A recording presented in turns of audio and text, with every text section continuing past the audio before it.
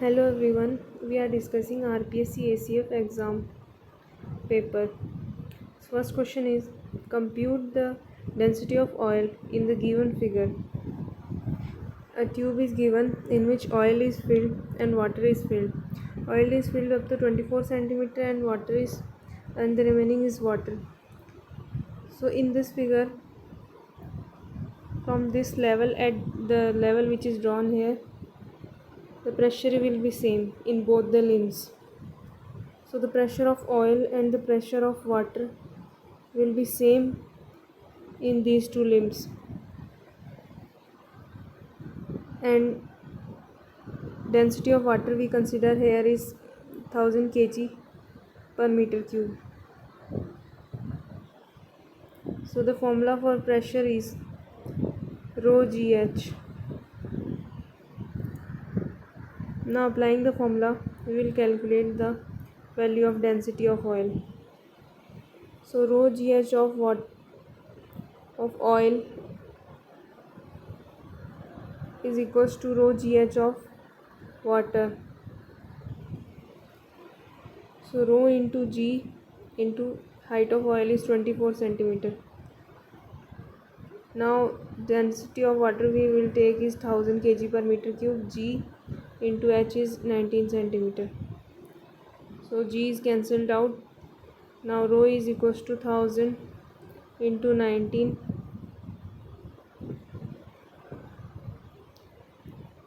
into 19 upon 24. So on calculating this, we will get the value of density of oil. So the density of oil comes out is 792 kg per meter cube. We have not changed the value of centimeter into meter, because ultimately if we change it into meter, it will be 10 ki power minus 2 and 10 ki power minus 2 in denominator, so they both cancelled out. So this is the value of density of oil. So the density of oil is 792 kg per meter cube. Second option is correct. Next question is, on a Carnot refrigerator, 230 joule of work is done as it extracts 346 joule from a cold reservoir at 300 Kelvin. Compute the coefficient of work performance and temperature of hot reservoir to which energy is being supplied. So in this Carnot refrigerator, we have to extract a 346 joule of heat from cold reservoir which is at 300 Kelvin, and it done 230. So we have to done 230 joule of work. So the formula is coefficient of work performance for Carnot refrigerator is beta is equals to heat extracted from the cold reservoir QC upon work done to extract the heat. So 346 joule of heat is extracted and the work done is 240 joule. So the coefficient of work performance comes out is 1.5. Now in case of Carnot engine or Carnot refrigerator, we can write the value of heat in terms of temperature also. So heat of cold reservoir is equals to heat of T temperature of cold reservoir, and work done is equals to QH minus QC, where QH is the heat of at hot reservoir and QC is the heat of cold reservoir. So TH minus TC is ultimately comes. Now we will put the value 1.5 is equals to Q upon W. So Q is TC and W is TH minus TC. TH minus TC. We can write it in terms of temperature in case of Carnot engine and only Carnot refrigerator only. In other engine it will not be written like this. So 1.5 is equals to temperature of cold reservoir is given 300 Kelvin, and temperature of hot reservoir we have to calculate minus 300. So on solving it, we will get th minus 300 equals to 300 upon 1.5. So it comes out th is equals to 500 Kelvin. So the temperature of hot reservoir is 500 Kelvin. So the answer is 1.5 work performance and 500 Kelvin temperature of hot reservoir. Fourth option is correct. Next question is, which of the following is correct? We have to choose the correct statement from the following four. First is, if the final rays are meeting at a point, the image is real. A real image is always formed by the conversion of image in real sense, because they should not appear to be converged. They must converge really in real. So this statement is correct. If the incident rays are meeting at a point, the image is real. Not always true. If incident rays are meeting at a point, it is not true that image will also converge and make a real image. Rays converge and make a real image. No. And if it is not done in case of concave mirror and diverging lens or diverging mirror cases, so it is not true. A virtual object gives a virtual image. No, it is not always true that the virtual object will always give a virtual image, because in case of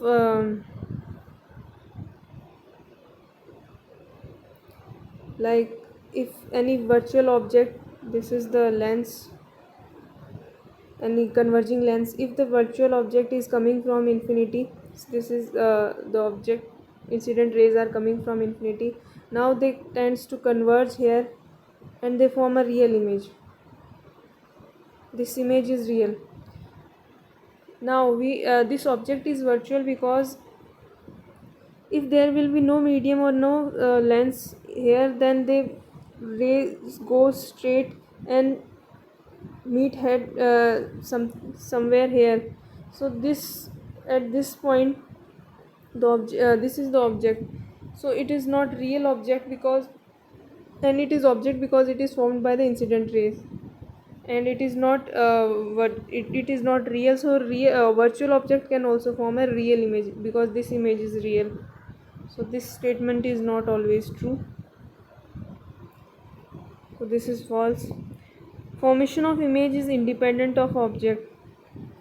Formation of image is not always independent of object. Sometimes it depends on object also. So it is not also true. So the first statement is true, that if the final rays are converging actually, then the image formed by these rays is always real and inverted. So first statement is correct. Next question is, earthing a conductor means making its potential equals to 0, because on earthing a conductor, we have chosen that we have supposed that the potential of ground is 0, and all the charge flows into the earth, and both the potential becomes 0. So potential difference between these two bodies will 0, and this body will become neutral, conductor will become neutral, and no current will flow through it.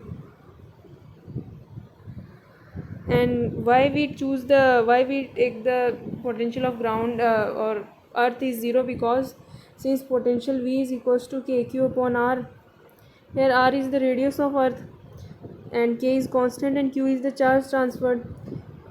In comparison to the radius of the earth is very large, approx 6400 kilometer is radius, and charge is very less or very small. It is 1.6, or you can say it is let's suppose 6 coulomb of charge is transferred, so it is very less. 6 is 1.6 into 1.6 into 10 raised to power minus 19 coulomb, so it is very less in comparison to this radius. So we will take it, so the value in denominator is very large, very large. so we'll take the it negligible in comparison to this, so the potential will become 0. That's why the potential of earth we will take 0 for the calculation purpose. So option 4th is correct. Both A and B are correct, and since the potential difference between these 2 points is 0, so no current will flows through it. So 4th option is correct. Next question is, a source of sound moves towards an observer. Which of the following statement is correct, or which of the following takes place? Since the source is moving towards the sound observer, let's suppose there is a source. This is the source which is moving towards an observer. The velocity of the source will remains constant. It will not change when it comes closer to this object. No, the velocity of the source which producing sound is remains constant. But the thing is that when this distance decreases between them, then the sound will observed by this observer is very high, because its wavelength decreases, means its energy is very high in reference to this observer. Not this energy is actually high, but because of this decreased distance, its frequency is high in reference to this observer, and so its wavelength is low because frequency is opposite to the wavelength. Nu is equals to c by lambda, so its wavelength decreased and frequency is high, but the frequency of source is not high or low. So the statement which is correct is, the wavelength of sound in the medium towards the observer decrease. Yes, this wavelength decrease towards the observer in this medium. This statement is false because the frequency of source increases. No, the frequency of source not increases. The frequency increases when it comes towards the observer in that medium. So frequency of sound increases. So this statement is wrong, and velocity is constant, so this is also wrong. So option 2nd is correct. Next question is, if A and B are irrotational, then A cross B is. First of all, you should know about what is irrotational.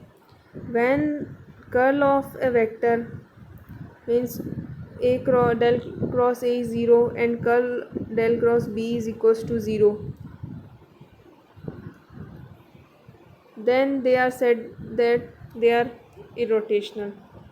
And when a divergence of any vector, let's say D, divergence of any vector is 0, then it is said that they are solenoidal. So we have to find what is A cross B. So we have del cross A equals to 0 and del cross B equals to 0. Now let's take the divergence of A cross B. Now on taking the divergence, first of all, it will operate with vector A, del cross A, and B comes out, plus then it operates with vector B, del cross B, and vector A comes out. Now from above we can see that, from equation 1 and 2nd, that del cross A is 0 and del cross B is 0. That's why divergence of A cross B also becomes 0. So when divergence of any vector is 0, then it is solenoidal. So third option is correct. Electric lines of force are. We all know that electric field lines are terminates into a negative charge and originates from a positive charge. The condition is, When there is a positive charge, then electric field lines are originating from that point, or you can say that they diverge from that point. And if there is a negative charge placed, then electric fields of lines are terminating into that point, and the direction is towards the negative charge. So this is the condition, and they always form a open curves. Since there is one positive and negative charge, then this originates from this and goes into this charge. So they always form open curves. This is not the loop. It will be loop if the direction, if this direction is in this direction, its direction is not this. It comes from positive to negative, and from outside they also tends to terminate into this and originates from this charge. So they always form open curves, and no two electric field lines will cross each other, because the direction of the electric field lines are given by the tangent drawn on that electric field line. So if two electric field lines will cross each other, then we can't decide the direction of electric field line at this point, because two direction will obtain from here. So no two electric field lines will cross each other.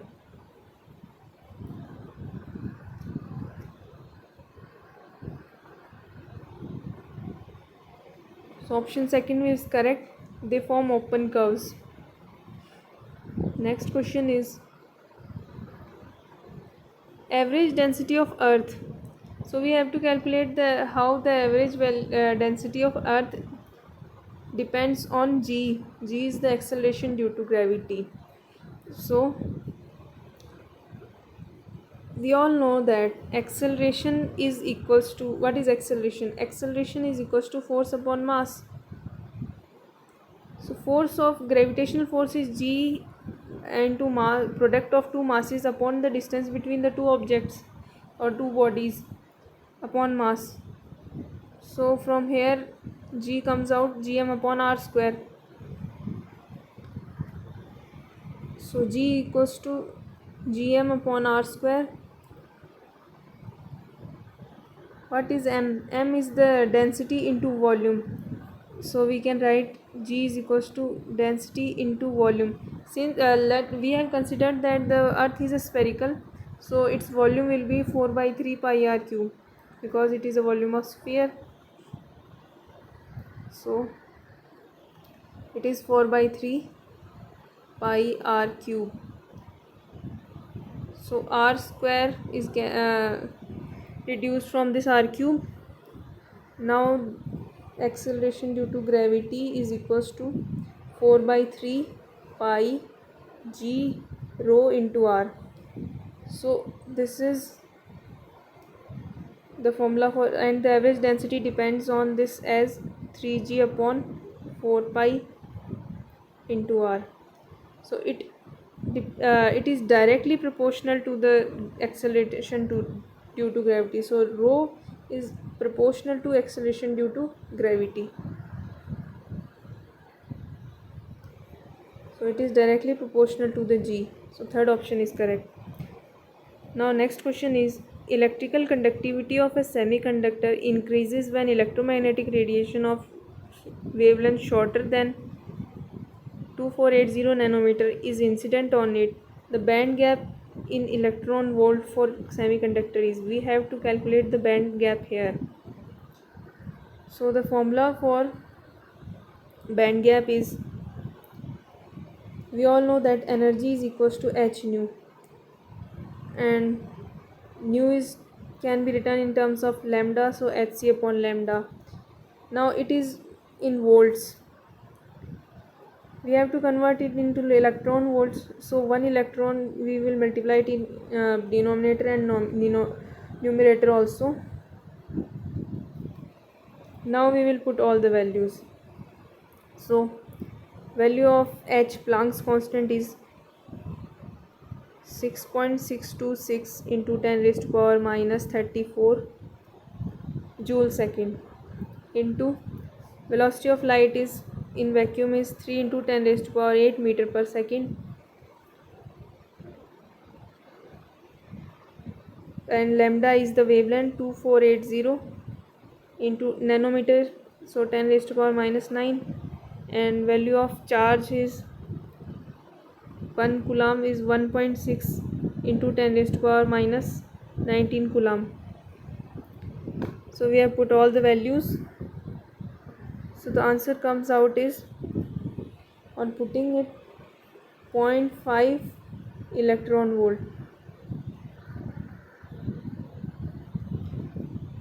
So option 4th is correct.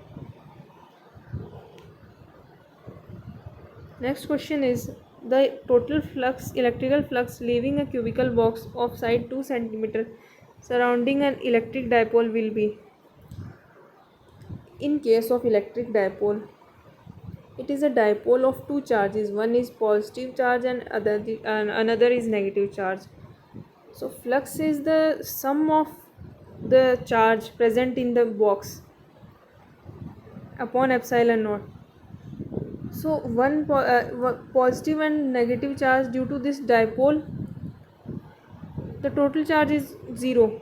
So the flux coming out will be ultimately 0. So option first is correct. I hope you understand what is dipole. Dipole is nothing but a pair of product of charge into the distance between them, and it is formed by the two charges present in the surface or any box. So first option is correct. Next question is, if del dot A is 0, then A is. So we all know that if divergence of any vector is 0, means A is a solenoidal vector. So option 4th is correct. And if curl of any vector is 0, then it is a irrotational. And if curl is not 0, del cross A is not 0, then it is rotational. So fourth option is correct.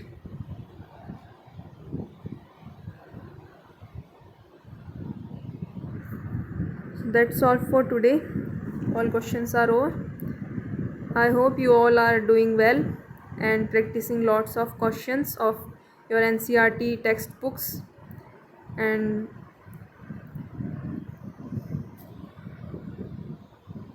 okay then, Jai Hind, Jai Bharat.